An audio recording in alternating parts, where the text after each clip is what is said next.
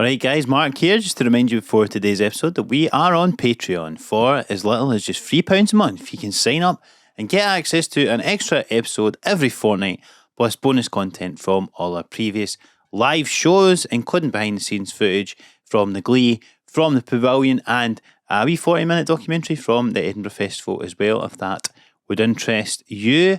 We also give first tickets on upcoming live shows, some laugh live shows, some laugh stand-up shows, etc. First dibs on tickets always go to our patrons, so hopefully see you over there. If you would like to come and see me do stand-up, my Glasgow Comedy Festival show at St Luke's has just sold out. However, I've just added another couple of dates, 2 on Saturday the 15th of March and 1 on Sunday the 30th. I've also got a tour coming across the UK and Ireland in the summer, and Stuart McPherson also has his tour coming up in the spring, so if you'd like to see us doing stand-up on the road, that's where we'll be, and ticket links will be in the description. So aside from all that, guys, see you over on the Patreon, hopefully see you on tour, and aside from that, enjoy today's episode. Welcome to the Some Laugh Podcast. It could be like, oh, that was some laugh, or there was just some laughs. Some laughs. Well, no promising all laugh. No, there's going to be some. It's some laugh. Is this top secret? I mean, it'll be my announcement. Right, is that right? So this is an exclusive that you're getting You're getting an exclusive. hair transplant? I'm getting an because I found out you don't need to get to Turkey for it. Yeah, so where are you going for it? Just Glasgow. All right. Merchant City Medical. There you go. Friends of the show. Just, Just not the guys. No, I'm just in about 10 years. You'll see the hairlines creep down in the videos. I think I've seen the videos online. Yeah. But how did you go to them, or did you see it? Was it a sponsored ad? Oh, you know what? I did see them advertising, of course, right? But like, I as soon as I found out that, I was shocked that you could get it in Glasgow. Right. So I just done a bit of research on it and done some Googling and stuff, and then I went and had my free consultation. And, and it drew us a little hairline on, and I was like, because I'd been pretty public about me what to do about my hair, right? Because I was like, a lot of me mates who've already. I think did you not put an Instagram story up? Did I? I was just like, fucking open myself up to ridicule and just show a bit of vulnerability because I'm 41, right? My hair isn't that bad. You look good. Man. It's not that bad, right? I'm getting a bit of a bald spot on the top that I've managed to fucking claw back with Rogaine. So I'm putting the foam on every fucking twice a day. Is that Joe Rogan's Joe thing? Rogan. He's bald, weirdly, but If it's not, he's missed a fucking trick, hasn't he? I suppose he's a bald man.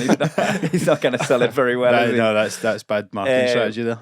So I managed to claw because the bald spot at the back was getting pretty bad, and I managed to claw a lot of that back. Nice. But I'm like every day it's like brushing my teeth. It's just what part of my routine now. It Right. has been for about a year. And the hairline's starting to creep back, and it's like my dad's isn't that far back. He's in his 60s, like he's retiring this month actually, next month. So 66.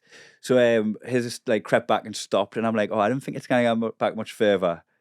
But like, fucking, if you can get it back, get it back. Absolutely. Preventative measure as well, isn't it? It's like just in case. Do you know what it is for me, right? I like wearing just fucking block grey trackies and shit, right? I like wearing colourful hoodies and all that. Like, you can only do that if you're not bald.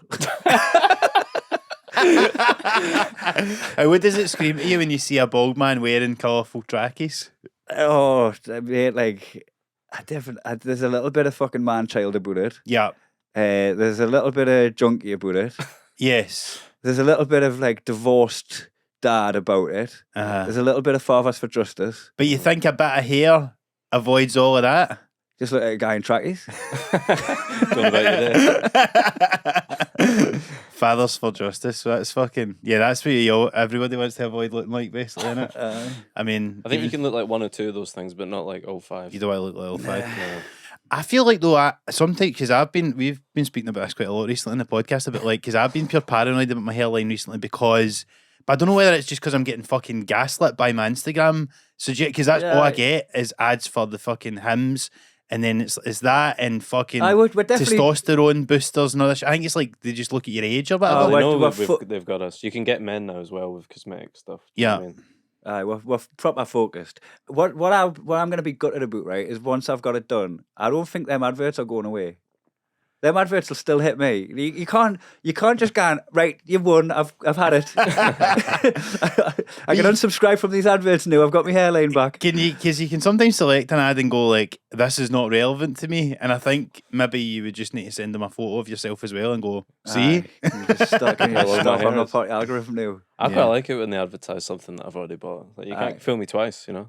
I've got it. I hate it when you see, like, there's a film that you've been choking to see for ages and then you see it and then you get an advert for it and you go, I've already seen it. And I love it. You're right, this is correct advertising, but it's... Yeah, it's violating. It's like it's a violation that, like, I want to get advertised to in the coming months for stuff about snowboarding because I'm going snowboarding and I know it's going to happen. Yeah. They know my algorithm. They're going to tell us which fucking shit to buy and I'll go, oh, that looks good. I'll buy that, right? Yeah. So I'm going to end up with some good kit from focused advertising, but I still feel violated. It's like I've always described it as somebody breaking into your house and tidying up. Yeah. Where they've getting into me fucking like personal space Aye. and done something good. Yeah, it's with the good, but information you shouldn't that- be here. You shouldn't be here. Yeah. Aye. Well, there was a story for now that shop Target in America. Mhm. Like they apparently when they first introduced store cards, they ended up getting so like good information on people that they were advertising pregnancy stuff to women who were pregnant before they knew Before they they knew they were pregnant. and that's they get fucked and they had to reel it back. So they probably Mhm. they actually know is even better than we see. But there's some like thing where they go, we can't just go, Stuart McPherson, would you like this? Do you know what I mean? Like because they need to just scale it back a wee bit to Aye. Well, not they'd- have us going, what the fuck? They'd be too direct. Yeah. Yeah, it'd be creep you out. Just in our thoughts. Stuff that hasn't caught off. But aye. So maybe they have fucking fell for all the focused advertising. Uh-huh. Maybe that is just a symptom of Instagram, but it is another one of them, like the snowboarding, where I looked at it and went, oh, that is what I want, actually. Yeah. You're advertising to be something that actually appeals to us. That's true. Yeah, But with the like, hairline thing, is like it's the more you see them, the more you then start looking at your hairline and going, where the fuck are we at with this? You know what I mean? And yeah. like and getting paranoid about it. But it was once they drew it on, and I could see where the hairline would be. I'd love to see that draw. Do you want to say? Yeah. Have you got- my phone's in the car. My phone's in the car. We can But send you us it, we'll you put can it on the up screen. thing. But they just drew like a white, Before and after. a like, white chocolate on my head, and I was like, I'm fucking 100% having that. Take me money. Take me money. And, How greedy what- would you get with the hair? Like, you know, if you could, like, would you immediately have it like long and flowing, like Neil Probably Oliver? fucking still eating out with it, mate. Probably Yeah, just, yeah, exactly. just every now and you again. can put a have bit it of like wax on it. Sloss used to have, and then Yeah. You know, it's so funny when he cut his hair from that Bieber hair that he had, he still would flick it out of his eyes, even though he had short hair. Really? He'd be on stage and do a punchline, and then because it was a tick, like he's so Yeah. used to just flicking his hair out of his eyes. That's So funny. you would just see him with short hair spazzing for about 2.5. full 2 and a bit. So you're on tour yourself soon, Kai? Anyway, I'm currently doing all the extra shows I put on because I done a big European tour in like 3 weeks across Europe, just every day a different city. Fucking the Danube's everywhere. Wow. Every day I was like fly for 4 hours and land, and then you see the Danube again. So just me and the Danube hung out for 3 weeks. And then, You're traveling a lot, right? Because here's the thing about you, Kai, right? Because like obviously, so you've opened for Daniel a lot on tour, Mhm. and then you're doing your own tour, as you say. How long have you lived in Glasgow now? 3.5 years. I've Yeah, never we've barely seen you at seen a you. fucking gig in Glasgow because you're nah. always fucking touring the world. I was talking on the way here. I lived in London for 5 years and barely gigged in London. Yeah. I did a handful of gigs in London, but like when I was home, I just wanted to be home. Aye. If I was home for a weekend, I'd want a weekend off. Aye. So that's kind of wherever I'm based in the world, it's kind of that vibe where if I'm home, I'm not working really. I have done like a couple of Glasgow weekends and stuff like at the Glaze and the Stand, Yeah. and I've done my tour shows here and stuff, but I haven't picked up all the little bitty gigs. Oh, I did Blackfriars. I saw Tell you a once at lie. Blackfriars. I did Blackfriars. That was nice. Because like, I couldn't think the last time I gigged with you, and I'm like, for a guy that's Probably in Liverpool as well. I know it's probably somewhere fucking away ages away, but like, it's funny that. So you're just Yeah, so Sloss is full on global. Yeah. Like there's not a place in the world I didn't think you'd be able to fill a fucking 2,000-seater, man. Like like. We can't tour enough on his tours because you'll always get like there was people from India just going, you've got to come to India, and then we went to India and he was fucking massive in India. Like, you know, like it felt like Beatles big.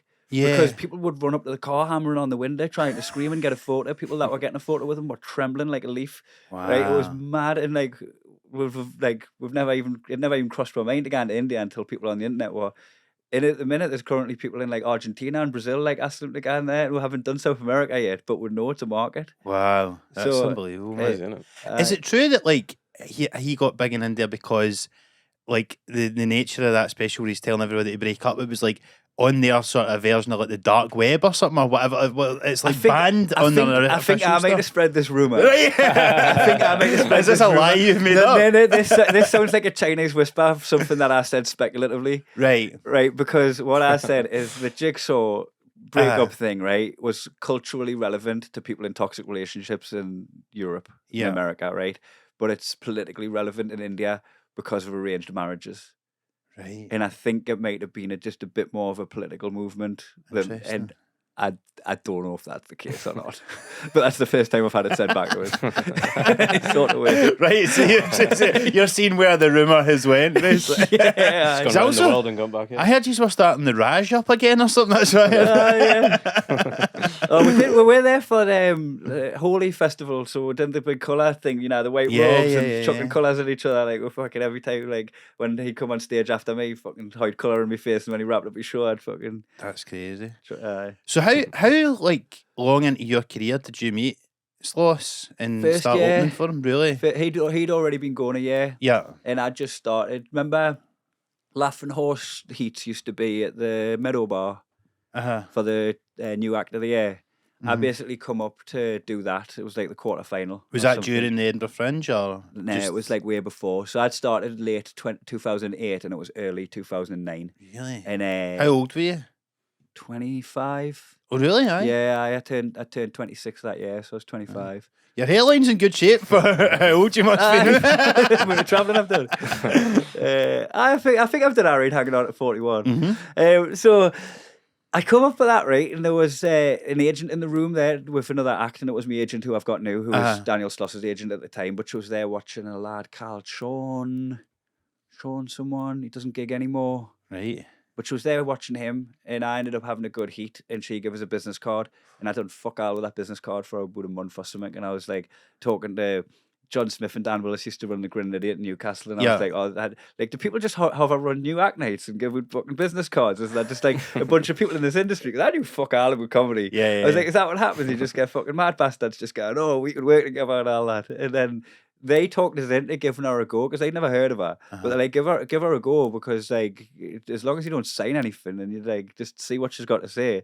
And I ended up like hanging out with her at the Fringe. She got us on a few spots at the Fringe, and then she got us on Daniel's tour. She was like Daniel's manager at the time. Yeah. And we just started working together from there, and she just paired us up. She just got two of her like the actors that she was talking to. And still to this day, me and Daniel have never signed a contract.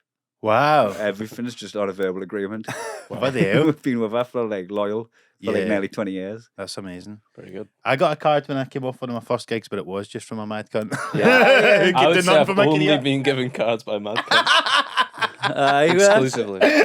That's kind of my look. That fucking like the one person to give us a card is somebody that actually could fucking put a like nice career in front of us. Absolutely. But all the mad fuckers. You've had a good career for one business card. One business card, that's it. That's pretty good going, I know. And you've still you're still a free agent technically. I just can't my own way. But she must be thinking about retirement soon. Like I haven't spoken to her about it, but she's got I don't know, she might just be one of these agents that's still going when she's 80. Yeah, love the game.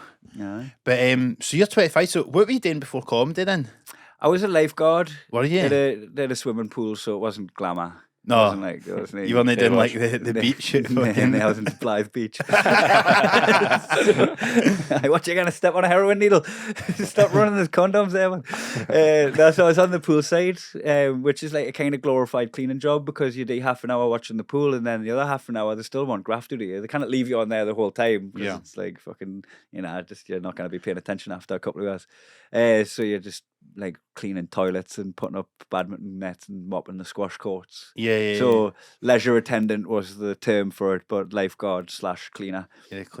And I was currently diversifying from that, the swimming teaching, football coaching, and like all the like just working with youth. So I was doing a lot of like I was running the 5-a-side leagues for the adults as well. So I was like I had a few like things in leisure that were on the go, and I was like sometimes leaving the leisure centre to go to a school swimming pool to do 1-to-1 lessons as well with swimming. Aye. So I kind of had all that on the go, and that was where I was like building towards coaching, Right. and then comedy come along, and I started like scaling everything else back. Like I had a kind of U-turn on my career path. So what does comedy coming along look like? What was the decision there? It was watching a gig at the Hyena Cafe on a weekend. Yeah. It's the first ever live comedy I've ever seen, and it was a fucking bear pit. Now, because the Hyena, that's like a legendary place in Newcastle, isn't it, for comedy? I never seen a gig there, but what was it like? It was then? mad because you would think I would have gigged with some of the comedians I saw that night, but I've never seen any of them again ever since. Really? And I remember Was this before? Was the stand not there at that point? Nah. Yeah. The stand I feel like came along a few years into my career. I was already It's pretty. Mhm. That's I was the already newest touring one. with Danny and aye. professional and everything Yeah. by then. Yeah. So that came along, and I was already playing the club. So it was like I didn't root through the start there. Newcastle stand. It was the Hyena. It was a headliner called Valentine Fly Guy. What a fucking name! That's class. They don't make them like I was that gonna anymore, do say, they? yeah. This black guy who was doing jokes, and I was fucking howling at them and all right about why are black men not doing better at the shooting in the Olympics. And he was talking about if we did it, we'd be doing it from the window of a car. He was basically just Jesus doing that, Christ. just making white people laugh at racism. So, Valentine Fly Guy, I felt like I never saw him again Yeah. after that. I wonder what he was Gotta doing. Google Can you that. imagine that act I at the stand? To be fair? I wonder if it's just another comedian that's just under their real name now, and Yeah, at the maybe. time they're going under Valentine Fly Guy. Surely you would remember him, though. You'd. He's maybe got like a really thoughtful, Nah, but I didn't quite wanna- pretentious. I didn't want to normal take a punt and just watch Kane Brown going, it might be him. Yeah. Watching Rudy Liquid going, is it? How do you can't broach that topic, can you? You don't happen to be Valentine Fly Guy, do you? So you've seen this bear pit of a gig with a bunch of comics that you've never seen since. doing and that- racist material, and he thought, "I want a piece of this." killing it to a room full of drunk people, right? But like it was wild. There was one guy. There was a lad called an Irish lad called Paddy. Uh-huh. I don't know if that was his real name. Probably was. Right. He done well. He was hosting it, but like I don't know if you remember the Hyena, but they did like when you're hosting, you're doing the opening spot. Really, you're Right. doing a long stint at Right. the top. Okay. Which is that kind of what they do in American clubs sometimes? Like they'll have like kind of the MC or whatever doing that kind of thing. Yeah. Eh, So he like I didn't realize that he was MC because it just seemed to be like another comedian. But then he would like come on and bring the other acts on. But he had done like a quite substantial amount at the top. uh-huh. So he was good, and the headliner was good, and then there was a guy at the middle that kind of struggled a little bit, and he was like doing his own kind of greeting cards, like stuff to put in greeting cards. Like that was his shtick. It's so funny that was like 17 years ago, and I kind of remember it vividly. And the whole time I was watching, just going like, is that their job? Do they do that for a living? Or are they doing something else as well? And that, or is that the thing? Because You're the first the audience member to ever look at the comedians and go, what do they do for a living? yeah. What do you do for? I wonder how long they've been in a relationship for. Like, on the compare questions. So I was honestly thinking like fucking shit. If that's a job, I want it. Yeah. If you could just fucking do what you want through the day and then fucking come to a room full of people and make them laugh of an evening, that's the job I want. Just done non-stop research from that day onwards. Like it was all forums at the time. It was the dawn of Facebook, so the Facebook wasn't the hosting all of the comedy chat. The forums were hosting the comedy chat. Yeah. In a different, like Manchester had one, Newcastle had one, there was a Scottish one. Yeah, And yeah, I yeah. wouldn't post very often, but I'd ghost on all of them Aye. constantly. They were kind of like the way you'd get like football forums and stuff like that, like football fan forums and that one. It was a Aye. similar thing. Was internet, Yeah, I no, came not around quite post chat rooms, forum. but it was like a kind of forum thing. Everyone I talks about how crazy it was though in the forums. Back Yeah. Oh, aye. It was fun. You'd always get the same people posting all the time. There would be like the same people posting constantly. Never the ones that really made it either. There was, they're still middling now. Yeah. They're still gigging for 50 quid now. That's the same as they were then. Absolutely. And then I remember there was this patch of the forum that was like comedians talking about other comedians, and the heading of it would always be the comedian's name, and then a few people would write comments underneath it. And I remember the first, Terrifying prospect. it was a terrifying Absolutely. process. I remember my heart fucking beating out my chest when I finally appeared on that, and like, you know, it was just like nice comics saying nice things Yeah. on the thing, but you're reading it and you're just like, it's the first time you're getting like kind of peer reviewed or anything. Absolutely. I feel like that would be frowned upon now a little bit. Yeah. Would everyone have a go at each other on it? I don't know. It was always quite nice. I did. There was one time where I had a bit of crossover with a bit of material with Andrew Maxwell, and I just went on and just like said, "Do I need to drop this? This is my bit. This is his bit." And then like a couple of people started slagging us off, calling us misogynistic for the bit. Right. And then a couple of people came in, like Justin Moorhouse, come in defending us again. Now I've seen him do the bit live. It's really not. You're getting the wrong nature of it and that. So there's like little bits where I'd like getting a little bit of fucking grief in there.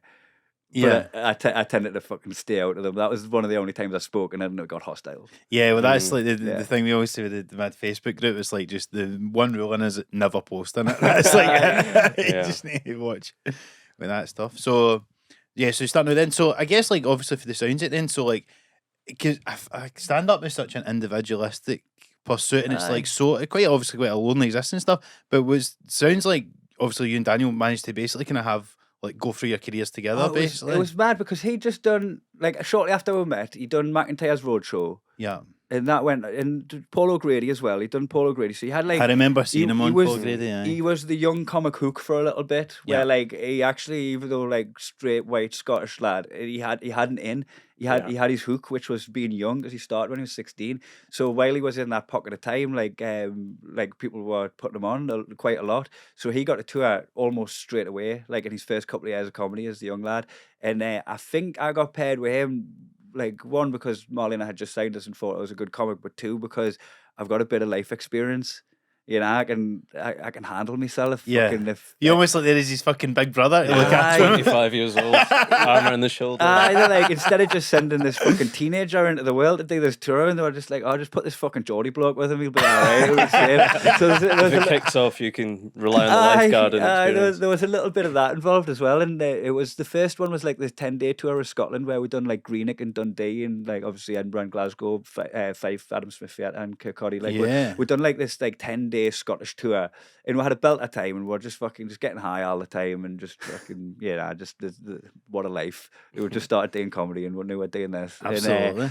And then Molly and I asked if we enjoyed it, and we both said yes. And she was like, "Would you do it again?" And we both said yes. And she was like, "Oh, good, because I've got is like a 50-day UK tour put in." That was just a tester, like before we put in, and then we ended up on the road for like 50 days all over the UK, and that was like 2-3 months of our year every single year for the longest time, where we just know that like around about October till Christmas we'd end up doing this tour.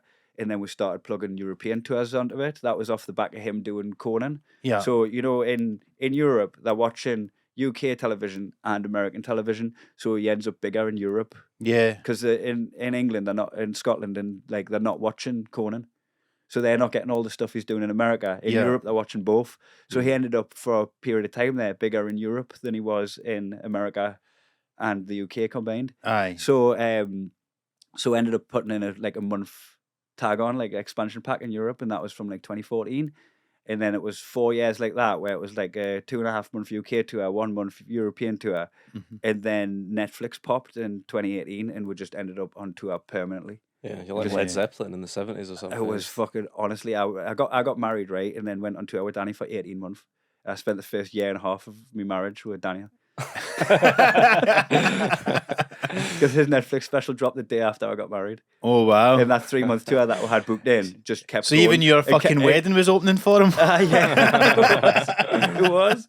And that kept going until lockdown, and then after lockdown, we just went non-stop after that as well. It's just been fucking quite mad. It must have been mad, even though at the start though, like to go quite quickly because you must have still been trying to figure stuff out at the time, and then you're like doing theatres all the time every night, and like that's a lot of your a lot of your gigs basically. So you're like figuring out how your voice and how to stand up and that when you're like in like a kind of tour show environment. Also, there's a little bit of like playing to somebody else's audience as well. Because that's not an easy task either. Because I do think like I've always, when I've done tours off the back of his tour, it's just been filling the crowd with his crowd, like a portion of his crowd come to see me.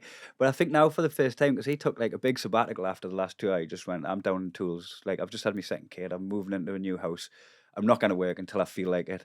And I was like, "Oh fucking, I get to stretch my legs now. I get to fill my diary with my stuff." Yeah. Right? And I've ended up like gathering my own crowd, and still the people that enjoyed us from Danny's are coming, but like now there's like a lot more of my people are coming as well, that like more like working class folk and everything. And I'm not going to say scum because they've been fucking delightful. They've been polite to the staff. They've been like, but you know, there's people that have got similar background to me. Are coming to my show, and they've been class. Like I feel like when you're playing to your own audience, you get to level up a little bit more. Absolutely, yeah, it must feel good.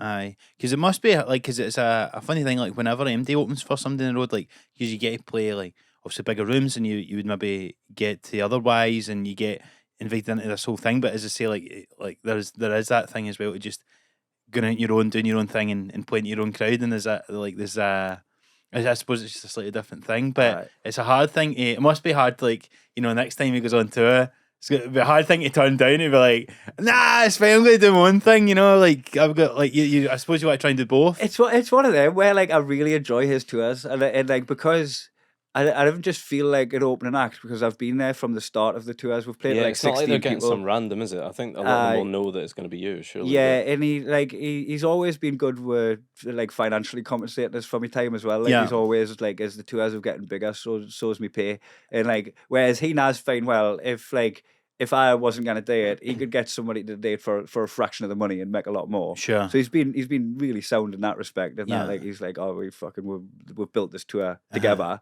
How competitive has it been with you over the years? Like, has there been times where you're like, I'm going to get and fucking smash it, and I know he's still working up his act. He's like, no, fuck it, it's all good because like I'll never hold back. I always want to go out there and have the best gig I possibly can. Like, but he's fucking good enough to follow us. Like, he knows what he's doing. It's fucking on him if he doesn't. Absolutely.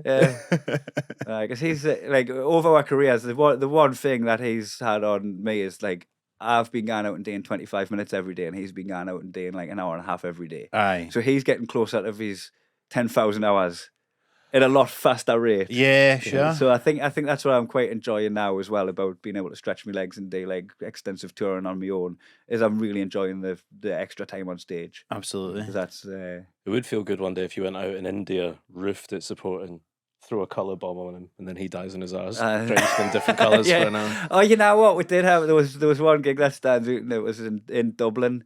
We ended up doing a gig at the Laughter Lounge. It was on his tour. And I think they'd kind of group on the audience. Like, he hadn't sold all that well. It was before Netflix. Yeah. And I went out and had a belter, right? And it was because the people off Groupon were fucking my people. Bunch of bald guys in coloured tracks. They'd have loved fucking Valentino, or his fucking name is, the hyena. They would have loved Valentine Fly Guy. And I had a lovely time with him. And then fucking Danny went on, and he's got this arrogance where, like, people have come to see him, and he's fucking arrogant about his ability and all that, and it's his shtick, and it just wasn't working with his crowd, right? Yeah. And I ended up fucking going on stage with him and just fucking telling 2 hour stories and all that, and we pulled the gig back to there. But you say about your people and stuff like that. So you're from Blyth in Newcastle. What's that like in Blyth? You know what? I love that town, and I think it's like salt of the earth people, and it's went through so much redevelopment in the last few years that, like, you can't really hang shit on it. Like, it's got a lovely patch of coastline that never used to be lovely when I was growing up. But like, it was proper strangled by Thatcher. Yeah. It's an old mining community, like a satellite town that like was all based on industry before I was born. Yeah. You know, there's all these old pit heaps and everything, right? But there's no fucking industry there. Yeah. So I was born into a town that just had no money. The transport links were like just derelict train lines that were fucking overgrown with grass and fucking everything. Like, the one that you could see, the trains used to come in and out of Blyth, right? But there's just fucking out there. So I grew up in like quite a deprived town. It's on the up again. But like, growing up there was like, but I loved it, mate. It was feral. It was absolutely feral. I fucking spent half of my existence in a state of fight or flight. I was just constantly being fucking chased or scrapping. Like, and what kind of, like, did you get in a lot of fights and stuff then growing up? Countless. Really? I honestly couldn't list them all. And who is it that you're fighting with particularly? Is it like the local, like, you know what? It was like fucking survival mode on Mortal Kombat. I was like, I got into a fight with one kid, and it was like then his cousin and then a fucking friend of his cousin, and it was like groups of people that were on different estates. Aye. And then like our estate was a safe haven. We've like all our mates like fucking like good. Is it demilitarised zone? Like people coming into our estate. That's where all our older brothers are. That's where all our like fucking like security is. So like where are right here, and then you route to schools through other people's estates. So you just say, oh fuck, I'm in my comfort zone here. Like all my mates are in different schools or whatever. Like, well, it's a bit like here because it's like it was all the different young teams, and it's be like, don't come to our fucking scheme. It was basically the estates. It's like fucking, we walking through this street for and all this sort of stuff. Like, there's a weird thing there. I remember this moment that was like, it was honestly like something out of a fucking film, because it was we'd been in scraps, right? Me and my mates from my street had been in scraps with this other young team, right? And it was like one of the lads during a fight had dropped a fiver, and one of my lads had picked it up. And when we got back to the street, he was like, the lad was called Dusty. He was like, I've got Dusty's fiver. I fucking nicked Dusty dropped a fiver. I fucking nicked it, right? That'd have been a good stage then. Sounds like a blues song or something. Dusty's fiver. It's all about fucking Dusty's fiver. But, so we're sat, right, just in my street, like on the curbside, just like next to my house, right? My mum and dad's in, right? I'm sat with a couple of my mates. We're fucking bikes are lying around. We're own little young team in a safe place, right? And there was this lad who was hard as nails called Burnsy. I believe he still is hard as nails. He was fucking kickboxing. He's this little fucking, he's like a bulldog. He's not that tall, but he's like fucking like stocky as fuck, right? Yeah. And he just come out. He was one of the big kids. We used to every now and again as kids would play football on the street, right? And it was Biggins versus Littleins. He was one of the Biggins. He's got a job That's now. not good teams. Biggins versus Littleins. Nah, There we got battered, but it brings you up. Right? So he's like visiting his mother or something, right? And he fucking comes out just to see how we're getting on, and we're just chatting to him. And as we're fucking chatting to Burnsy, you just see all these fucking bicycles at the top of the street. They've galvanised, like they've getting every fucker that they know on the whole of the estate to come and batter the fuck out of me and me pals, right? Oh, at Dusty's fiver. And, and that's not because you stole the fiver? That's what it turned out to be. Oh my God. Right? But we'd been scrapping with him. The fiver, though. It's not like it was out his pocket. Right. There'd been fights, right? Like I'd been fighting with a couple of them, like on terms, like you're not bumping into them and everything. And like one of my mates had fucking recently been in a scrap with one of them. It was like Wild West. And then fucking you'd see them come and doing. So they've getting to critical mass where they don't give a fuck if there's parents in the house. Well, like, 14, 15 years old, right? Yeah. And they do not give a flying fuck if my mum and dad come out because they're getting battered and all, right? So that's where they're at. They're just like coming down the street and force all these fucking teenagers and where they're going, fuck, right? And one of them, Joycey, who's an older kid, he must have been about 17 at the time, he just went, yeah, which one of these has got Dusty's fiver? And fucking Burnsy, who was there with, who, like, I say, a stocky lad, right? But not that tall. They must have just thought he was one of us, right? He just went, me, I've got it. And he was going, give us a back now before I kick your fucking head in. And Burnsy, just in front of all these kids, kicked fucking Joycey. Wow. Just kicked the fuck out of this lad, right? And you just saw everyone just scatter, just fucking off on their bikes, running and everything, as Burnsy just lynched one of the lads. And I just remember, like, fucking losing my mind. Because I was like, I didn't know how we're getting out of that. Yeah. I was like, we're fucked here. We're just taking a licking here. And anybody that gets involved taking a licking. And then Burnsy just fucking cut the head off the snake. Wow. He's like fucking Goku at a Dragon Ball Z or some shit, man.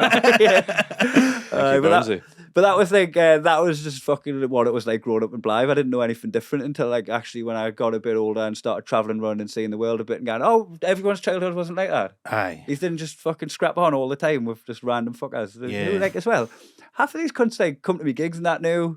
You know, people that I fell out with, they're happy to see us doing well. Absolutely. Like, they're just grown up, so fucking, they've got families. Like, they're all right. Yeah. But they're not so bothered about what estate you're for anymore. Yeah, no, it sounds a lot like that's similar to like we were in Clydebank. That was a similar thing. Like there was a big shipyards here in the Singer Sewing Factory, and so like, that had all closed like probably in the 70s, 80s. So I was like, you're saying growing up, you're kind of growing up in that post-industrial era, in a kind of like sort of dead town that all your grandparents and parents are always going, oh, this used to be bustling and all this kind of stuff. I hearing all about that because you can either work in men's clubs. Yeah, like we've kind of reignited them concert halls by putting the Punch Drunk comedy gigs on in the men's clubs. But like we hear about these used to be busy all the time. There used to always be a torn on. There used to always be a torn, a turn. And so we like hear about what it used to be like the Golden Eagle pub, which I believe is fucking boarded up now. Like that used to be like that was in my estate. Like everyone used to go in there. That would Like I remember it still being up when I went to a few tribute bands there when I was younger, like Limehouse Lizzie, Thin Lizzy tribute band, taking speed in your teens and all that. So like I kind of like you hear about how class it was. I know. And so tell us about Punch Drunk Comedy then, because you were running, those were gigs you were running in Blyth. We've kind of just started them again as well. Oh, really? Because it was every month, and we'd started off with just Blyth, and it was like such a hit that it was like full immediately as soon as you announced the lineup. So you're like, all right, we'll put one in Ashton, put one in Cramlett, and put one in Bedlington, and it kind of thins it out a little bit, so people aren't travelling in just to come to the Blyth one. Yeah. We've got the road, and we're filling them at like a decent rate. And so. are these kind of similar like sizes of places and stuff? Yeah, all like that? like 200 to 300 seater. Aye, and like even the towns as well, like they kind of similar like. Like Bedlington was one of the biggest clubs and one of the smallest populations. Bedlington's where Chris Dobie's from, the darts player. Yeah, so he'd be at all the Bedlington gig. It's funny as fuck. Paul Sinner was on, and he spotted Chris Dobie in the audience, and he told Chris Dobie like all of the wins he had, how he signed off on his last victory and everything, what darts he needed, what ones he hit and everything. And Chris Dobie was like, "And you fucking know more about my career than I do." What the fuck? So yeah, that one was a harder one to fill because small population, big room, but we did a decent job of it. Blyth and Ashton were always a piece of piss. Crammy was a little bit tougher because they've got options there. They've got a cinema. They've got like a bowling, like a bowling alley. Like they're not as lacking for options of things to do on a night. And it's a commuter town for Newcastle as well that has got a train link. So them two, Bedlington and Cramlett, were always a little bit harder to fill, but we did it. Blyth and Ashton were just fucking piece of piss. That's great. So we attached everyone to the local charity. So like we're doing fundraising for like Princess Ellie's Trust and Bradley Smile Trust and all these like great charities that are doing good things for usually kids in need in the area, and also filling the food banks. Anybody that's coming in, if you've got any surplus, if you've got any fucking tins of food, anything, just put it at the back of the gig. So that would be the backdrop of the gig, would be all the food. Oh, wow. And we'd do the performance and do shuttle runs to the food banks, dropping all the food off, making money for charities and fucking entertaining people. Brilliant. And that went on. So started doing it like big like that from 2015. I ran gigs sporadically from 2009 when I started at the leisure centre where I worked. Really? And it was getting me. You still having to clean up, are we? So I finished work, man. I'd fucking take my uniform off and jump on stage. It's fucking such a weird like double life I was living. Well, yeah. So you were still working there when you were putting the gigs on there? Aye, yeah. Wow. For about 2 years. Fucking hell, man. Yeah. I'm just picturing you gigging up the top of the big chair. What is it like? Pool full of people trying to clap. Everyone's treading water. Trying to clap. Trying to clap. They start moving backwards. Tooting your whistle at hecklers. I just have no heckling sign next to the no diving one. Actually, one of my first jokes was because of the pool rules board. Oh, aye. One of my first jokes ever was the cartoon children. Like every year you get a new thing. It's like one year it's cartoon animals with like no running and all that. This year it was cartoon children. It's like, so there's a kid running, says no running. The one kid that made brown for diversity purposes was the kid for no bombing. Like, fucking genuinely. And I was like, oh, you have a ginger kid for no friends. And I was just like, that's good. So I just had a couple of tags on that, but one of my first jokes was from that legitimate fucking diversity. And you can see the Valentine Fly Guy influence there. Yeah, fucking man. 25-year-old Geordie. I was like, fucking I didn't know what culture was going to be like in 20 years from now. But even looking back on it, because I ended up doing that bit on the Comedy Store, and when I've seen it back, it's not one of them where I go, oh, it hasn't passed the test of time. Yeah. It's one of them where I was like, oh, I was actually just like, it was awareness of like, it's fucking culturally inappropriate to do that. It was like, I kind of believe the one kid you've coloured it. Like, it was pitched like that. It wasn't like... But so and obviously you would have, with those gigs in Blyth, because you'd have got comics for around the country, so you're bringing them to like their hometown. So the whole point in getting as many as we could was to go, right, if we can pay weekend wages Monday to Thursday, right, like people are going to come here, so you'd end up getting the likes of like Phil Nicol or Mike Wilmot or like, you Paul know, Sinner, as you say. Paul Sinner. Yeah. So you end up getting like comics that like would not normally come to the fucking Southeast Northumberland for a couple of quid. You can go, right, I can give you fucking near enough $1,000. Yeah. Without touching your weekends. Do you want to come? And then it unlocked every comic in the country. And then after that, like, celebrity comics like wanted a piece of it as well because they just fucking try some stuff. And obviously Chris Ramsey's jumped up and done some stuff, and had Sarah Milliken on one of the early ones as well. Brilliant. So like, it just kind of blew up like that, where we're like, oh, we've actually fucking were giving people the best entertainment you could possibly get in comedy. Yeah. In the hometown, like fucking like a walking distance from your house in this really remote town. So like everybody were just like, this is class. Like this is unbelievable that we're getting this. And then lockdown hit and fucking shut shit down. And we had the whole of 2020 was booked. I had it all booked right until Christmas from January, and we just had to fucking month by month just start pulling people. And then my brother was running it, right? I hosted, I book it, and if I can't host it, Matt Reed does it. Like, we've got a system. My brother sells the tickets. Yeah. And then he had to get a job because he wasn't getting any kickback off the government. He wasn't like putting any shows on. So he ended up becoming an electrician. He like learned how to be a sparky and does that full time. Has a kid now. His salary is important, so you kind of quit your job when you've got a kid to raise. And he's since had a second child, and he just didn't have the capacity to have like 2 kids, full time job, and run these shows once a month. So we just didn't day them. We just went right. Let's just until you're ready for it, we'll stop daying them.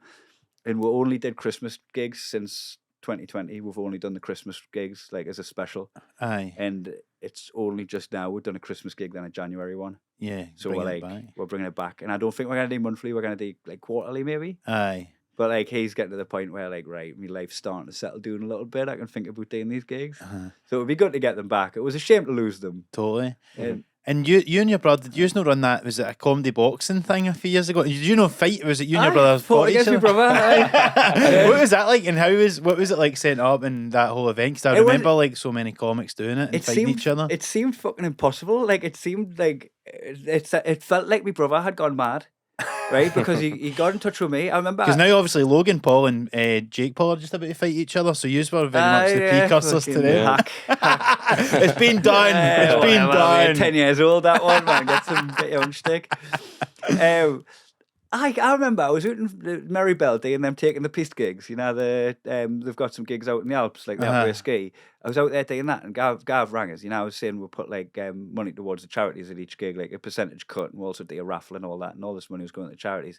You go in touch, going, look, there's this kid, Cian Musgrove, right? He's been told that, like, his parents have been told to say goodbye to your young, and he's got neuroblastoma, like this rare brain cancer, and he's only got like a certain amount of time left to live. But the parents done a bit of research and found out there is like proton therapy treatment, which is pioneering treatment that's available only in America. So they're trying to save up the money to go to America, but like they're struggling because fucking it's £500,000, like not dollars, pound, like £500,000 pounds. And Gav got in touch, and should we help them try and raise the money? I was like, how are we gonna help them raise £500,000? And he was like, well, all the charities from the different gigs have said that they'll divert their money into it. And I was like, well, how we're gonna raise the other £499,000 for the country, right? And we just started speculating little ideas of what we could do. And look, we don't need to raise all of that money, but we do need to make people aware that it's happening. So his idea was the boxing event. He was like, do you reckon you'll be able to get some comedians in? I was like, I can ask them. And man, almost everyone that I asked was up for it. Yeah. It was like... payback for what you said about me in the forum. Getting back to that. And I done some really mismatches as well. Like, me matching up was not good. Yeah, run us through let's hear it. Who is it? I thought, right, Dave Haddingham versus Milo McCabe would be a good matchup. Right. Dave Haddingham. I don't know Dave. He's just fucking hard. Milo is Troy Hawk for people. Milo's a good night. He's just this grizzled fucking like cockney. Like he's hard as fuck, right? You just wouldn't mess with Dave Haddingham. I know that. Right. Like you know when you know someone's just got hardness in their bones. And so did he batter fuck at a Milo then? Yeah, he was 50 years old, and Milo's in the prime of his life, and he can box. I just put someone who, behind a pub, would have probably bit Milo's nose off. into a controlled environment where Milo could have him. That's funny. And then also I put Tom Horton and Phil Nickel together, thinking that like they're both like all singing, all dancing, kind of drama Tom's queens. a lot younger, is he not? Yeah, Tom. Yeah, Tom's hench. When they're both like there. Tom's got his top off and just looks like he's on steroids. He's not. He wasn't. He's just got fucking natural. And then Phil was gigging in his t-shirt. I think that's a mismatch. And then John Hastings and Chris Martin as well, which that went the distance. But John Hastings is a unit. He's massive, yeah. Yeah, I wouldn't know how to fight him. And Chris Martin was just trying to get away from him. It was like Thunderlips versus this was Rocky 3. Thunderlips was Hulk Hogan's character in Rocky 3 when he fought against Rocky and just threw him around. A little bit of that. And what was good as well is that Penella Mella was that act's name. Emma Kearney fought against Nicola Mantalios, and when I watched that, I was like, "Oh, there's a big size difference here." And then Nicola Mantalios ended up getting a stoppage because she backhanded her. Right? I was like, wow. "Oh God!" Like Emma's gonna get eaten alive here, and then Emma just like ended up like staying in the game until Nicola tapped out because she was knackered. Just shows you can't trust the tail of the tape. Nah, you can't. So there's a couple when they got in the ring, I was like, "What have I done?" You know, especially when I realised there was actual fights happening. I know. This isn't comedy. Like, it is comedy in that there was a lot of build-up, there was a lot of trash talking. Nah. Who won it, are you and your brother? Draw. A draw? Draw. My dad said he thinks that my brother won. He reckons they did draw for the nature of the evening. But you know what? I got hit hard, but I clocked him a couple of times as well. I think a draw might have been the right result. Yeah. Did you try and knock him out? I tried to kill it. It was class. It was that first 30 seconds where we just went in swinging. He's doing swinging like a Robbie Lawler type fucking. Just like chins on display. Just see if you can land a knockout punch in the first minute. Like you're trying to defend Dusty's fiver. Yeah, Dusty's fiver's on the line. Yeah, man. Fucking. Yeah, as well with inflation, it's probably worth about fucking £8-9 that. Nick, I remember a few years ago you done a show and it was called How to Be Happy. Oh aye, yeah. And you are a very optimistic, cheery character, and I was quite intrigued to ask you about that. And what would you say is the key to maintaining such a positive outlook on life? And how compatible is it with comedy? Because obviously everybody always thinks, you need to be fucking miserable to be a comic or an artist or whatever. But there's an 80 as a clown coming from me. I don't think. I think the whole gist of that show was like that we're all gonna fucking die, right? Like the whole thing was actually like a cynical like fucking life's finite, right? So I ended up taking this big like what was essentially a parody of a Fringe show ending, where I spoke for 5 minutes about the meaning of life, right, without a fucking punchline, and then boiled it down to "Don't be a cunt." Was the punchline, and it was absolutely worth just fucking taking them on that journey with fucking a backdrop of music and the lights dimmed and all that, right? As I'm just spieling them over Hans Zimmer about like we're fucking just a collection of particles that are combining together, right? And I'm just giving it this, and then I end on "Don't be a cunt." That was the whole gist of like the How to Be Happy is just don't be a cunt. Yeah. But I think on reflection, I think being your own mate, being sound in your own company.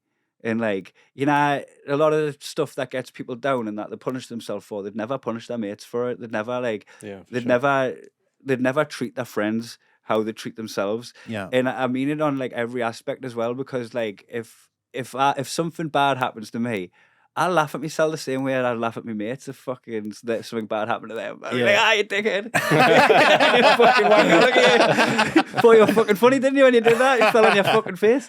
So if anything, like I can really just laugh at my own misfortune the same way as I would laugh at my mates. And have you always been like that? I think so, aye. Because it's hard, because I think that's where the ego comes in, when you take yourself too seriously. And it's sometimes you just need a wee bit of time to pass before you go back and go, I was being a fucking idiot there. But it's hard to, sometimes it's hard I think to do I could be fucking under all the shit that life has to throw us, and I'd never see myself as a victim either. Like, I'd just be like, fucking dust yourself off, get on with it. Yeah. You know, optimistic, happy-go-lucky. Because I think they call that when you're saying, like, you say things to yourself, you wouldn't say to other people. What's it called? Negative self-talk, is that? They cry it. So I've got my own little fucking way of dealing with that, right? If ever that creeps in, I don't try and quiet the voice. I fucking amplify it. I crank it up till it's comical. And I'm like, why are you like this? I'll be like, if I fucking dropped something and smashed it in the kitchen. It's like, you're always doing this. You're a fucking idiot. And I just laugh at myself and pick the fucking shit up and put it in the bin. Like every time I feel that, like that reflective, like I make it like a comically big. Interesting. And then it just pops and goes away. Yeah. It's good. And like anytime I get any feeling of like imposter syndrome, right? I get this like, fucking think it's bad for you. Imagine what it's like for them. They've got someone imposing on them. Imagine having an imposter. Yeah, fuck, I'm glad I'm not that guy. And because it's hard as well, because like obviously then, so you'll have spent like a lot of your time in comedy then just on the road travelling about, as you say, like doing world tours and stuff. And see that kind of lifestyle, like, have you over the years learned how to be on the road kind of thing?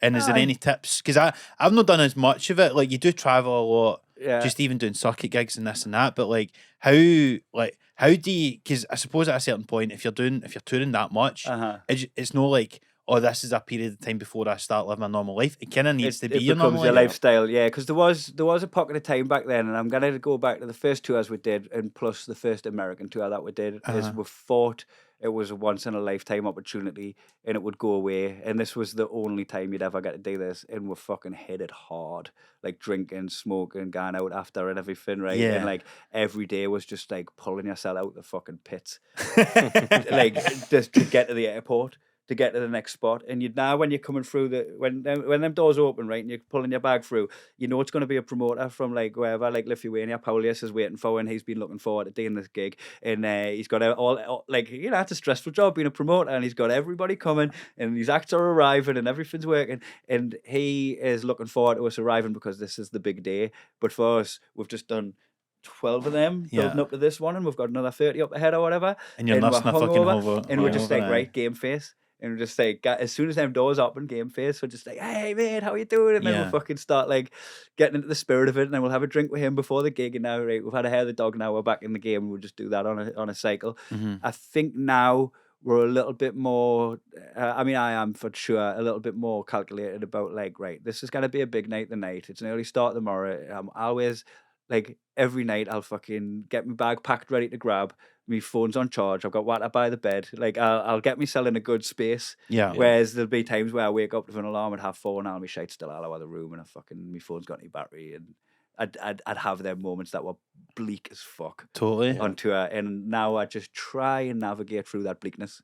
Yeah. And I'm like, right, pick your battles. Absolutely. So I'm a bit more measured now, especially getting older. It's harder to deal with. When I was in my 20s, it was a piece of piss. Do it. Even it wasn't a piece of piss. That's a lie. It was still hard, but not as hard as it would be now. No, the hangovers get worse and all the rest of it, innit? I suppose as well, because I suppose that's like the pure danger of like any fucking touring, you know, musician or artist or whatever, because it's like, because you kind of feel like you're on holiday sometimes when you're away on tour, but if your fucking whole life is just a holiday, then that's how you end up becoming a fucking alky and all the rest of it. And like, you need to be wary. I think it's the longer it goes on. The last American tour I did a workout every single day, and it was about like 50 days maybe. That's great. About 6 weeks. I did a workout every day. Like, and if I was like feeling the fatigue and listening to my body, I'd just do yoga. I'd do like half an hour yoga. So like once a week or so I would do that. But like every other day I was on the treadmill. I was doing a Joe Wicks workout in the fucking backstage, just wherever I could fit it in. Totally. And I just made sure I looked after that, because fucking your body and your mind's so fucking tightly connected, man. Aye. And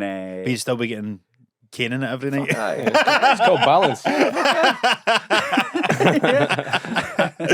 I know. No, that's a good. I mean, to be honest, that's kind of what I done at the Fringe this last year. Like, for the first time ever, I managed to like no miss a gym session that I wanted to do. Like, just would go every other day, and I felt better for it. That 2018 Fringe where I got married in the September, right? I managed to work out almost every day, right? I was taking coke every day. I was smoking every day. I was drinking every day, right? But the drinking was like skinny bitches, vodka, lime, and soda. Yeah. And I ended the Fringe with a fucking 6-pack. There you go. I partied every single night, and I look like Mickey off Snatch at the end of it, because I'm just fucking I was like, I didn't do anything to look after myself. Everything was aesthetic. Yeah. Like, I was black on the inside. But like, good, didn't it? You're the least healthy and best looking you've ever been. Yeah, but I probably took about 2 years off your life, because sometimes I'd get in, right, and I'd go, I haven't had my workout today, and I'd do like a kind of hit session of like burpees and squats and press ups and sit ups and just any kind of body weight stuff for like half an hour at the end of the sesh. Coked out your mind in a hit workout. Coke out me nut. I mean, I think there's a market for that as a fucking exercise video. Because like, if you give people the option, do you want to like just fucking be able to still go out and take gear and drink and all the rest of it, but look good despite what it's doing in your insides? Everyone would be like, fuck it. I'm just kidding about what I look like. Can't pay your lifestyle tax. Can't pay your taxes.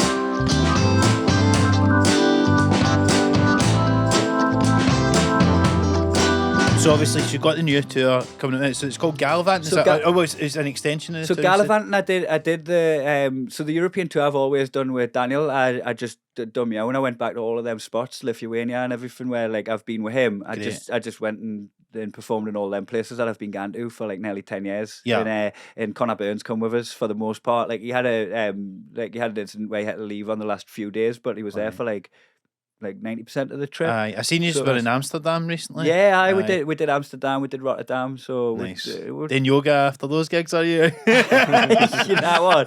I didn't think any time I could have done a hotel gym workout, I did one. Yeah. But I wasn't doing any of the fucking like backstage shit or anything. No. I was actually finding it a lot harder. I did appreciate that Danny's got less time on his hands when I'm on his tour, because I would do a lot of that shit while he was on stage. Mm-hmm. But like when you're doing the main bit, you're also watching the opener. And also that time when Connor's on, even if I can, they're in safe hands. I don't need to read the room. Like, he'll tell us all about it, right? Like, you haven't really got all that much time to do anything of significance. No. You cannot watch a film. You cannot have a workout. You cannot really do that with a 25-minute pocket. Yeah. Whereas when Danny's on stage, that was a bit of time that I had. And I think up until I was doing that, I didn't realise how much I valued that extra time I had and how much he didn't have that. Yeah. I don't think I noticed it. That's interesting. So I wasn't as hardcore with the training on my own tour. Aye. And so what's the show about then? Is it just like talking about your travels and all the rest of it? It's just a fucking my lens of the world from all the places I've been. I started writing it as just a collection of anecdotes, because gallivanting, you know the term gallivanting, is like, it was always a negative term when you were a kid, wasn't it? You know, if you come home from like gallivanting, yeah. Like, it was always, I looked it up and it was like, I haven't telegraphed this in the show or anything, but like, you only look it up, it's like on the search for adventure without the worry of responsibility. And I'm like, actually, that's not really a bad thing. That should be the goal. That's a really good thing. That's actually something that I inadvertently pursued my whole life. Say that again. What's the definition? It's like the pursuit of adventure without the burden of responsibility. Interesting. So, and I'm like, it pretty much sums us up. I don't have kids. I've got little bits of responsibility. I've got my little dog. I'm married. My wife's got a business, which we'll talk about in a minute as well, because she runs a soft play for dogs. So what happens when you don't have kids and you reach 40, you stand-up comedian and run a soft play for dogs. I sound like a fucking liar at parties. Meet somebody for the first time, they're like, but what do you really do? Well, that's an adventure without responsibility in a way. It's a responsibility. So it's a collection of anecdotes from, like, I've gone to India, I've gone to Russia, I've gone to Bahrain, like I got like fucking arrested in the Middle East and all that, and just all these fucking like wild tour stories that are just out of the ordinary for like somebody who grew up in a small town. 100%. And it just ended up with like this kind of underlying tone of like my worldview being changed. And I don't want to be sanctimonious and be like, oh, travel broadens the mind and all that, but just like living in the world and exposing yourself to other cultures and just having a bit more of a fucking wider view on things and how it's affected my worldview. I just, like, without hitting them over the head with it, I just have that as a kind of undertone to the anecdotes. Totally. As well. Mm-hmm. What's been the most like culture shock you've ever had in a place on tour? Oh, it's hard. Russia must have been mad. It's hard not to say India, because Russia was oddly very normal to the rest of Europe when we were there. You know, like they were celebrating Christmas and had a lot of decorations up. They had a big H&M. Like, it just felt like a European country. It was a little bit like bleak and, you know, Red Square, the fucking Soviet buildings and all that. Did you go on the train stations? They're meant to be dead nice. Yeah. I went to a nice restaurant and all that and got some good service and everything. It was just like, it wasn't the culture shock I was expecting to get. No. And I talk about being on stage there because there was the audience didn't all speak English, so half of them were like silent disco with headphones on. The man in a glass box translating it into English. So it was one of the maddest gigs I've ever done. That one. It was like 3,000 people in a converted aircraft hangar. And so he was doing it in Russian. Aye. Fucking hell. And so with a Geordie accent. Do they say gallivanting in Russia? Is it? I often wonder like what people's accents are like in their own language. Yeah. You know, like we know a lot of people who we've only heard speaking English, like say George Zach, for instance, right? Yeah. But when he speaks Greek, is he Scouse? I know that's. Is he posh? He might sound posh. Yeah. You never know, because it's like everybody's kind of got that same. Yeah, and I always wonder what like a person for the UK's like French accent sounds like to the French or whatever. Do you know? It's stupid, probably. Yeah. How's that? Because obviously, because I think with Daniel, I've always felt like because he's got such a like pronounced voice, like he like the Americans can understand all that sort of stuff. But I always feel like being from Glasgow and probably Newcastle similar. Did you find it hard like, doing these European dates at first? I've had English lessons and speech therapy. Like, Did you really? Before the first European tour, Danny and Marlena, my agent and Sloss, they chipped in and bought us speech therapy lessons. Right, and like kind of half wrapped up as a joke, but half like if you're gonna survive out there when people are speaking English as a second language, give them half a chance. And we just went through a lot of like he actually like made us just talk through some of my sets so he could correct some stuff. Right. And it was the big one was the glottal stop, which is the drop in the T. Butter, we would say Butter, in Glasgow. yeah, Aye. Water bottle. Aye. Yeah, it's Water like bottle. it's any dropping of the T. I have to put them back in. And I hate doing it, and I feel like it's really like I'm forcing it. I sound like a fucking sat nav. It feels like you're putting the phone voice on something because I do that in London a lot, and I'm always quite conscious like somebody's overpronounced stuff when I'm in England. Drinking my water bottle today. What's the deal with water bottles, guys? Water bottle. Oh, that was hard. Like ordering a drink in America, ordering a water because they put a D in there. It's not even a T. Water. It's like, water. There's a famous Burniston sketch, Scotland. Scotland. Is it Scotland, mate? It's like Scotland. Aye, Scotland. I'm putting the T and I'm at the back. Just a water, please. Water. Like I don't even like how I sound. Yeah. I'm coming like 90% of you here, right? Water, and then like water. I'm like, what else could it have been? Yeah, we're both saying it wrong. What other drink could it have possibly fucking been on here? Like if you can't through, did it sound like gin? Nah, not gin. So I've had a bit of trouble when I've been on the road, but that did help. The other one was anything like mother, hard at the end, mother. I can't say mother. Really? There's no like I'd rather. So you need to hit a hard R, do you? I just need to never talk about my mum. Like I can't say mum. You all say mum, right? We say mum. You say mum. It's funny because in Scotland, like, there's a few things that would be posh if they happen in England that aren't posh if they happen in Scotland. Like what? Like playing golf and drinking whiskey. Yeah, working classes enjoy the good things of like that. Whereas that's it. I feel like that's in the south of England. That's a posh thing to do is to drink whiskey and play golf. Up here, golf is still a bit of a like. It depends on the club, Yeah. like because there's public courses here, but if there's a private one, it's still a bit of a middle class wankery. Well, no. There is a certain snobbery to even in a working class club. Like my dad goes to one up the road, and it's like a private one or whatever they're called, and it's all just working class people for Clyde Bank. But there's still like, you wearing the shoe. That's just the nature of golf, isn't it? But I don't know. I think there's a subsection of people that like that. Yeah, and then most people hate it. Because you were a big golfer. I've played at the shitey course. Your dad plays it. No, he doesn't play that one. I played at the shitey one. Yeah. It's not in the main. It's not. You're right. Because I played a game in Edinburgh and just a couple of fucking tattoo necked lads in trackies just played through her. I was like, oh right, it's just for this.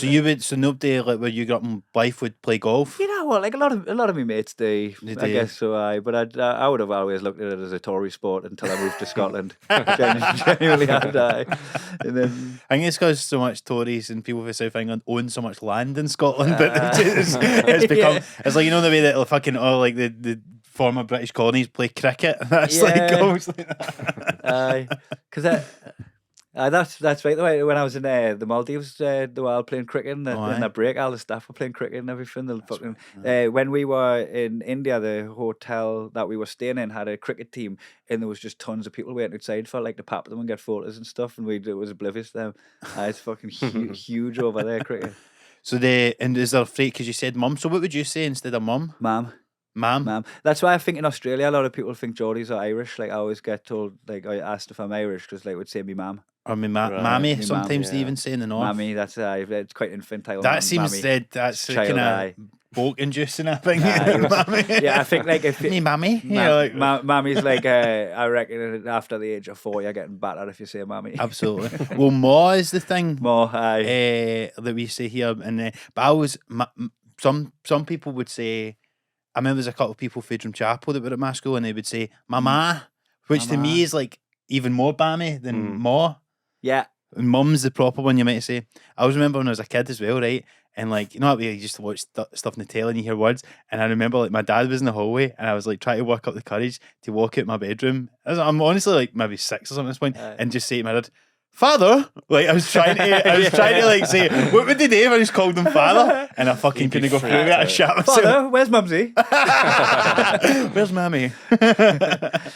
So it was hard enough trying to like get my accent ironed out because you still keep the accent. You can still speak, enunciate, finish your words, and avoid certain words. And like things like different nah for don't know. Just say don't know. It still sounds Geordie. Mm-hmm. Yeah, you're still you when you say I don't know. But if you say I different nah, nobody's got a clue what you're talking about, right? So like ironing all that shit out was one thing, but then getting the muscle memory on that, and then coming back to Newcastle.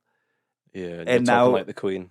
And now we're like, who the fuck's this guy think he is? Yeah, because it'll be similar for Geordies. I assume because like, see when you see, you can tell as soon as you hear somebody like a Scottish person that's lived in London, you know, because they're doing all that stuff and they're not talking in the kind of relaxed. And all your Danes making an effort to be understood. Yeah, that's all they're doing. And then you come back. This guy think he fucking is. And then you're like, how quick can I regress? And then like I regress pretty fast when I go back to Blyth. Aye. And I always wonder, like, to Natalie, does it sound like I'm hamming up the Geordie? Even though to my wife, like, she's getting the version of me that's travelled. Yeah. Right? I'm out me, but then when I get back to my Geordie mates, I start speaking normally. I often wonder, does she think I'm hamming it up for them? But actually, that's just me. That's who I am. No, you're hamming it up for her and everyone else in the fucking world. Yeah. I know. You're the one that's been lied to your whole marriage.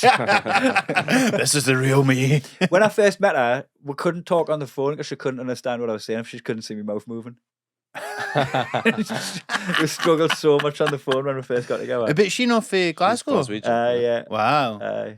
That's, yeah, because I get my back up a lot when like you go to, you're gigging in London or whatever, and people sometimes say, I didn't understand that, mate. But sometimes I have seen the odd Geordie on stage and I do go, yeah, maybe I can see what they mean. We're so close together as well. And the first couple of times that I saw like Gary Little and Janie and that, like the first time I saw them in Glasgow, being Glaswegian, like I reckon I got about 30% of it. Yeah, like obviously, like I figured it all out after spending a bit of time here and a bit of immersion. But the first time I was just like, man, and I do know I've been on the other side of that. Totally. Like I was talking to a friend the other day, and I was like, "Do you think so?" And he went, "Anasi." I know so. Anasi? I've never heard that one. It's just I know, so see. Like it just, there was a one where I told someone in Ashton that I saw your sister down the front street the other day. He went, "Did you? We wish away." who was you with? I knew what he meant. But you know when you just hear the noise. Yeah. You can tell from the tone. We wish away. Good luck doing that in Mumbai. And then one of my pals, I was talking to one of my pals, and he was like, the most Geordie sentence I've ever heard was from the caretaker at school, right? He took the bouncy ball off him at school. He went, "Give the bouncy ball, it's gone the furnace." Which none of them words are words. Give me the bouncy ball, it's going in the furnace. But bouncy ball is bouncy ball. Give us geese. Yeah. Going in, gone. And what's the furnace? Furnace. He's a bouncy ball, it's gone the furnace. I understand that. I'd love to see a Russian translator trying to get around that. It's a different fucking language.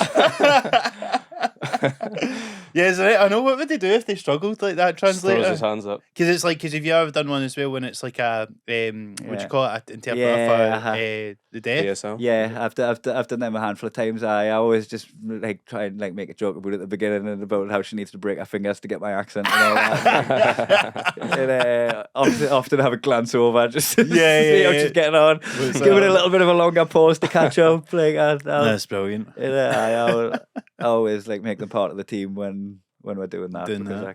Like, always as well with the translator in Russia, with the BSL, we'll go through everything beforehand. I'll not catch them off guard with anything. Yeah, I'll tell them which bits I'm going to do. Get them in the speech therapy sessions. Yeah, and actually like talk about that at the top. Get everything about my accent out at the beginning so that they can. I feel I need to do that sometimes. I'll just say I've had a couple of lines so as I acknowledge it, and then I can move on and talk about whatever. But I think if you don't, sometimes people are like, does he not know? Yeah. So I've always had like we go-to bits, like different bits, and I go, I've already done this bit here. So I'll do that bit just for if anybody's returned or whatever. Yeah. But sometimes I've alternated them a handful of times, and I'm like, I think they're the bits that I've recycled the most because they're not my show. Yeah. That's just the fucking elephant in the room at the beginning, like just to fucking get it out of the way. So I think if people have seen us multiple times, they've probably seen them bits multiple times. Yeah. But I just feel for the sake of people that are just tuning into my accent, I don't want to get straight into my bits. I'd rather like talk you through my accent a little bit and then get into it. Definitely. Yeah. I also just like the difference between like when you meet people for the first time, like see if you're in London and you're with a bunch of Londoners and they've never met you before, the first thing they're going to go, oh, you're for Newcastle, whatever, like, or you're for Glasgow, like, and so it's the same if people that have not seen you before, it's the same thing. You're just introducing yourself, oh, get that thing out of the way, and then you can move on and talk about whatever. And there's a couple of things I've picked up on in Glasgow that I do bits about now as well. That your turns of phrase has meant like that's you at the end of every transaction. You can't buy a fucking pint with them, man. That's you. It's such a play way again. Fuck off! Why are you still here? Fucking off your pup. That's you. Fucking get out of here. That's good. That's funny. Yeah, because it's not. That's you. You pay for your petrol. That's you. It's like everything. That's you now. Fuck off. What was it? Somebody called me on one recently. I was like, "That's me away" or something. Apparently, that just sounds mad if you're like, "That's me away." That's me away. And, I know it's weird. And I do a big bit about what people saying what's happening for hello. Aye. Is that not a Geordie thing? Would you not say that? I mean, I do now. I love it. I've taken on board what's happening because it's like, yeah, I rate. Oh, how's it going? You can brush that aside. You're like, not bad. What's happening? Like, it fucking demands more of that. I feel like trying to narrow it down. I'm like, well, what's happening with the house move? Like, I've not really been keeping up with the news, unfortunately. And then I have a proper existential crisis on stage going, fucking, I don't know what's happening, man. I'm alive, whatever that means. I'm conscious within my body. I might die. Like, if I don't pass enough water through my body, like, if I don't breathe the right air, fucking, I'm going to perish. I don't think there's any heaven, but some people believe in that, but I think it ends here. So I don't know. I thought I'd put on some clothes and do some chores. What's happening with you? just going for as long as I want on that. Like, me trying to figure out what's happening so I can get on with this conversation. Brilliant. That's you. What's happening? I talk with them. You done one just before, definitely. I've got no bits. I've got no bits That's on a this. real Glasgow. Definitely. What, to put the emphasis on the Definitely. Yeah, you kind of say that right. Yeah. Do you know, I used to have a boss in my work and they said definitely. Oh. And the other one they would do was the classic Pacific instead of specific. Jeez. Yeah, and I remember one time, they were really thick. And I remember one time, they were actually the trainer and the worker, like the induction people. And I remember one time saying, they said Pacific, and I said, do you know that it's specific? And they went, are you sure? And I went, definitely. That's it. Saying Pacific though, it's like saying biscotti. Aye. Like, you've been espresso. It's one of the ones. It's a classic. But well, that's you know, I'd been saying schneid for the longest time, and my wife corrected us, "Can you do it on schneid?" Aye. And now when I say schneid, it feels wrong, and I realise like I was wrong. Yeah, it's not schneid. No, but I felt like I'd put a C and an H in it for any reason. Schneid. Yeah, sounds like a footballer. Schneider. German. Yeah. Well, listen, I think that about covers it for today. Kai, thank you so much for joining us. And obviously, you've got some shows coming up in March in Glasgow. I'm going to be at the Comedy Festival in Glasgow. Right. When does this go out? It'll be out before then. No, will it be out before the 5th of February? I'm just going to lay it down, right? Actually, one of them gigs is during the Carabao Cup final. And Newcastle have got 1 foot in the final because we beat Arsenal 2-0. That's right. The away leg. So it's the day of the final?